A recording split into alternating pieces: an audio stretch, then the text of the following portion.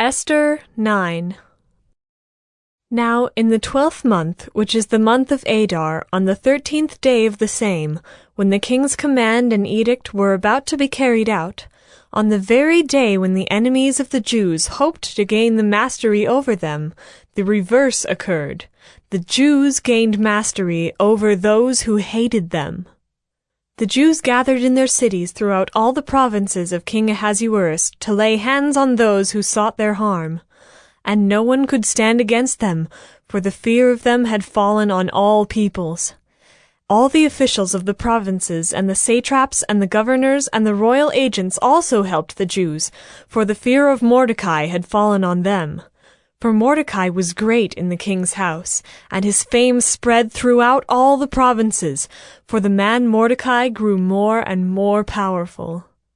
The Jews struck all their enemies with the sword, killing and destroying them, and did as they pleased to those who hated them. In Susa the citadel itself the Jews killed and destroyed 500 men, and also killed Parshandatha and Dalphon and Aspatha, and Poratha and Adalia, and Aridatha and Parmashta and Arisai, and Aridai and Vizatha, the 10 sons of Haman the son of Hammedatha, the enemy of the Jews, but they laid no hand on the plunder.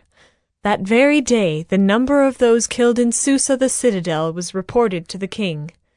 And the king said to Queen Esther, "In Susa the citadel the Jews have killed and destroyed 500 men, and also the 10 sons of Haman. What then have they done in the rest of the king's provinces? Now what is your wish? It shall be granted to you. And what further is your request? It shall be fulfilled." And Esther said, "If it please the king, let the Jews who are in Susa be allowed tomorrow also to do according to this day's edict, and let the 10 sons of Haman be hanged on the gallows."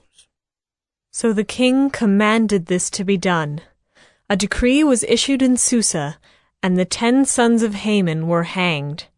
The Jews who were in Susa gathered also on the 14th day of the month of Adar, and they killed 300 men in Susa, but they laid no hands on the plunder.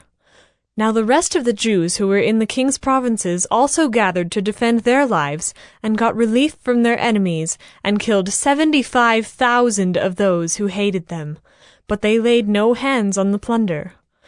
This was on the 13th day of the month of Adar, and on the 14th day they rested and made that a day of feasting and gladness. But the Jews who were in Susa gathered on the 13th day and on the 14th, and rested on the 15th day, making that a day of feasting and gladness. Therefore the Jews of the villages, who live in the rural towns, hold the 14th day of the month of Adar as a day for gladness and feasting, as a holiday, and as a day on which they send gifts of food to one another. And Mordecai recorded these things and sent letters to all the Jews who were in all the provinces of King Ahasuerus, both near and far, obliging them to keep the 14th day of the month Adar, and also the 15th day of the same, year by year, as the days on which the Jews got relief from their enemies, and as the month that had been turned for them from sorrow into gladness, and from mourning into a holiday, that they should make them days of feasting and gladness, days for sending gifts of food to one another, and gifts to the poor. So the Jews accepted what they had started to do, and what Mordecai had written to them. For Haman the Agagite, the son of Hammedatha, the enemy of all the Jews, had plotted against the Jews to destroy them, and had cast pure, that is, cast lots, to crush and to destroy them.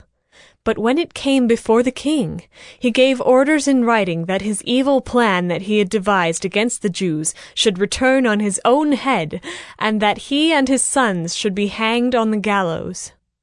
Therefore they called these days Purim, after the term pure. Therefore, because of all that was written in this letter, and of what they had faced in this matter, and of what had happened to them, the Jews firmly obligated themselves and their offspring and all who joined them, that without fail they would keep these 2 days according to what was written, and at the time appointed every year. that these days should be remembered and kept throughout every generation in every clan, province, and city, and that these days of Purim should never fall into disuse among the Jews, nor should the commemoration of these days cease among their descendants. Then Queen Esther, the daughter of Abihail, and Mordecai the Jew gave full written authority confirming this second letter about Purim.